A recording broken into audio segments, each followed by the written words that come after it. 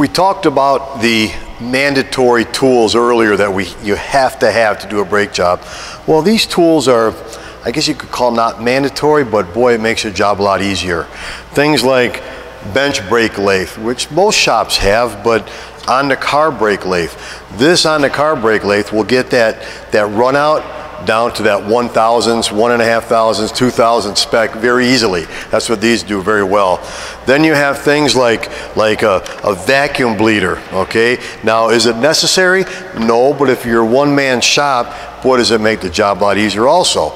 Then you've got your pressure bleeder. Again, if it's a one-man shop, this pressure bleeder will make the job a lot easier. Do you have to have these tools to bleed the brakes? No, you probably don't have to, but boy, they make the job a lot easier for you and a lot quicker. The other thing we're talking about also are scan tools. Now, scan tools, you're saying, but I do brakes, I don't do drivability.